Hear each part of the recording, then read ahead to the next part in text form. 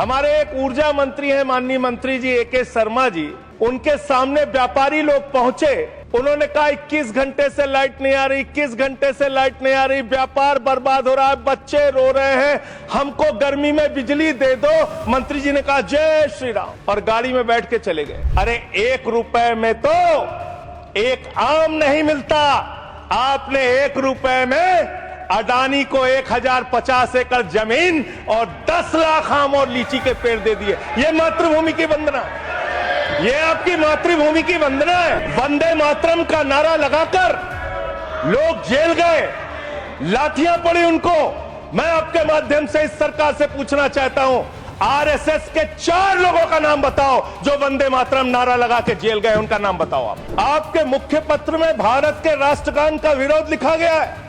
इसके लिए भारत के प्रधानमंत्री को और पूरी की पूरी भारतीय जनता पार्टी को, जो अपने आप को आरएसएस को अपना आदर्श मानती है, पूरे देश से माफी मांगनी चाहिए। मान्यवर, मैं सोच रहा था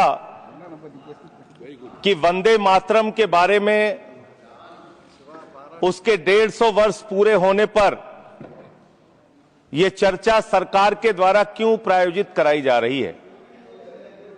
एक तो यह अच्छी बात है कि देशभक्ति की भावना का विकास सबके अंदर हो, वंदे मातरम के महत्व को सारे देश के लोग समझें, नौजवान समझे, किसान समझे, मजदूर समझे, पढ़ा लिखा समझे, गैर पढ़ा लिखा समझे। यह अच्छी पहल है। लेकिन मैं साथ ही साथ यह भी सोच रहा था तो एक घटना मुझे याद आई मान्यवर। वो घटना थी उत्तर प्रदेश की। हमारे एक ऊर्जा मंत्री हैं माननीय मंत्री जी ए.के. शर्मा जी, उनके सामने व्यापारी लोग पहुंचे, उन्होंने कहा 21 घंटे से लाइट नहीं आ रही, 21 घंटे से लाइट नहीं आ रही, व्यापार बर्बाद हो रहा है, बच्चे रो रहे हैं, हमको गर्मी में बिजली दे दो। मंत्री जी ने कहा जय श्री राम, बजरंगबली की जय, और गाड़ी में बैठ के चले गए। मैं आपके माध्यम से सरकार से पूछना चाहता हूं, क्या भगवान श्री राम ने आपको कहा है कि आप नाकारे और निकम्मे हो जाइए और जनता को अंधेरे में रखिए, बिजली ना दीजिए? यह क्या भगवान श्री राम ने आपको कहा है? यह शिक्षा आपको भगवान श्री राम ने दी है? मान्यवर, मुझे वंदे मातरम आम आदमी पार्टी की रैलियों में, आम आदमी पार्टी की सभाओं में जब भारत माता की जय और वंदे मातरम जोर जोर से लगाए जाते हैं, किसी दिन लगाने का मन हो तो आ जाना हमारी पार्टी के कार्यक्रम में, आपसे ज्यादा तेजी के साथ वहां पर वंदे मातरम लगाएंगे। सदन में भी लगाना चाहते हो लगाओ। तो आप इन नारों के पीछे, ये नारे देशभक्ति के हैं, ये नारे देश की रक्षा के हैं, ये नारे देश को आजादी दिलाने के लिए हैं। ये नारों के पीछे अपने गुनाहों को छिपाने के लिए नारे नहीं है, मैं कहना चाहता हूं मान्यवर। और आप क्या कर रहे हैं? आप इन नारों के पीछे अपने गुनाहों और अपराध को छिपाना चाहते हैं। वंदे मातरम का मतलब क्या है? वंदे मातरम का मतलब है मातृभूमि की वंदना। मातृभूमि की वंदना। हम मातृभूमि की वंदना करते हैं, तो आप कैसे मातृभूमि की वंदना कर रहे हैं? अरे 1 रुपए में तो एक आम नहीं मिलता, आपने 1 रुपए में अडानी को 1050 एकड़ जमीन और 10 लाख आम और लीची के पेड़ दे दिए। ये मातृभूमि की वंदना, ये आपकी मातृभूमि की वंदना है। आप मातृभूमि को बेचकर मातृभूमि की वंदना कर रहे हैं। ये मातृभूमि की, आज वंदे मातरम पे ही बात करूंगा सर। मातृभूमि की वंदना, मातृभूमि की वंदना हिंदुस्तान के एयरपोर्ट को बेच के नहीं हो सकती। मातृभूमि की वंदना रेल को बेच के नहीं हो सकती, सेल को बेचकर नहीं हो सकती, समुद्री तटों को बेचकर नहीं हो सकती, कोयला और गैस को बेच के नहीं हो सकती, हिंदुस्तान की जमीनों को बेच के नहीं हो सकती। तुम लोग मातृभूमि को बेचने वाले लोग हो, तुम मातृभूमि की वंदना करने वाले लोग नहीं हो। मान्यवर, वंदे मातरम पे ही सुनिए। आज वंदे मातरम के अलावा कुछ बोलूंगा ही नहीं। मातृभूमि की वंदना, इस मातृभूमि की वंदना में जब यहां पे लीडर ऑफ द अपोजिशन बोल रहे थे, मान्यवर honourable allow I am not yielding sir, I am not yielding sir, let him just sir, I am not yielding sir, I am not yielding sir. जब लीडर ऑफ अपोजिशन बोल रहे थे, authenticate it please then, जब leader, sir I am not yielding, sir I am not yielding. जब यहां पे leader of opposition बोल रहे थे, नो पॉइंट ऑफ ऑर्डर, खड़गे साहब, उनके मुंह से नो पॉइंट ऑफ ऑर्डर, दलित शब्द निकल गया, दलित शब्द निकल गया। पूरी की पूरी भारतीय जनता पार्टी हाउस में खड़े होकर विरोध करने लगी। दलितों से इतना चिढ़ है आपको? क्या दलित भारत माता के बच्चे नहीं? क्या पिछड़े भारत माता के बच्चे नहीं? क्या आदिवासी भारत माता के बच्चे नहीं? अगर दलितों, पिछड़ों, आदिवासियों की बात होगी तो आप विरोध करेंगे। लेकिन मैं आपके माध्यम से इस सरकार से पूछना चाहता हूं, आपके पुरखे इस वक्त क्या कर रहे थे जब शहीद आजम भगत सिंह वंदे मातरम लगा रहे थे, शहीद सुखदेव वंदे मातरम लगा रहे थे, शहीद राजगुरु वंदे मातरम का नारा लगा रहे थे, शहीद खुदीराम बोस वंदे मातरम का नारा लगा रहे थे? उस वक्त आप क्या कर रहे थे? क्या कर रहे थे आप?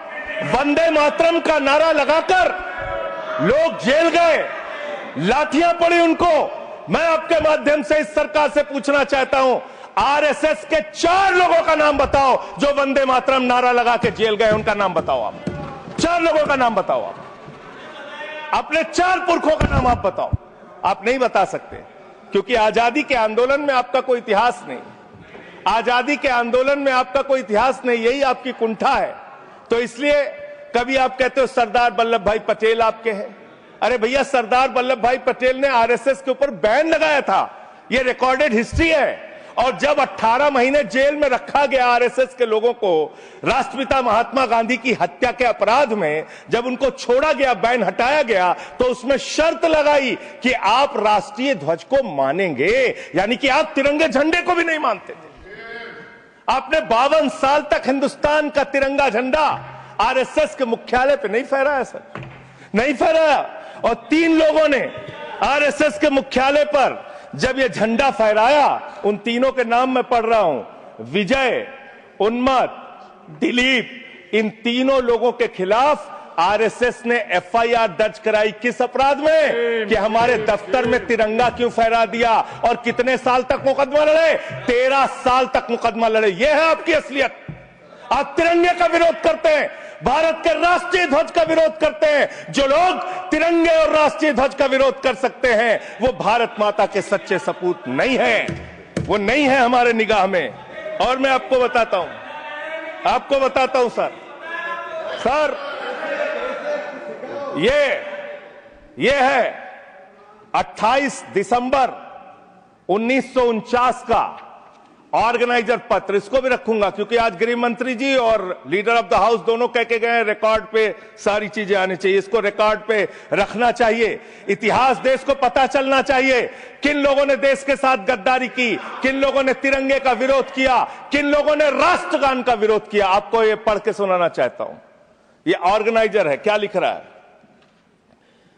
What is the moral sanction behind government's choice of Jan Gana Man, except that it can be made an item of entertainment? आप राष्ट्रगान का विरोध कर रहे हैं, आप भारत के राष्ट्रगान का विरोध कर रहे हैं। आपके मुख्य पत्र में भारत के राष्ट्रगान का विरोध लिखा गया है। इसके लिए भारत के प्रधानमंत्री को और पूरी की पूरी भारतीय जनता पार्टी को, जो अपने आप को आरएसएस को अपना आदर्श मानती है, पूरे देश से माफी मांगनी चाहिए। ये रिकॉर्ड पे लाऊंगा सर, इसको रख लीजिएगा, ये रिकॉर्ड पे रखा जाए कि आपने तिरंगे का विरोध किया, राष्ट्रगान का विरोध किया, वंदे मातरम आपने लगाया नहीं कभी। कोई आपका व्यक्ति देश की आजादी के आंदोलन में जेल नहीं गया कभी। आपने कोई देश के लिए, हमारे यहां अवधि में कहावत है, नाखून कटाए कि शहीद ना बना भैया। तू तो नाखूनों नहीं कटाया भैया, बिना नाखून कटाए शहीद बना चाहता है, बिना नाखून कटाए शहीद। ऐसे काम नहीं चलेगा सर। आप बेरोजगारी पे बात नहीं करना चाहते, महंगाई पे बात नहीं करना चाहते, दलितों का मंदिर में प्रवेश वर्जित है, कहीं उनको रोका जा रहा है, उस पर बात नहीं करना चाहते। पिछड़ों का शोषण हो रहा है, उस पर बात नहीं करना चाहते।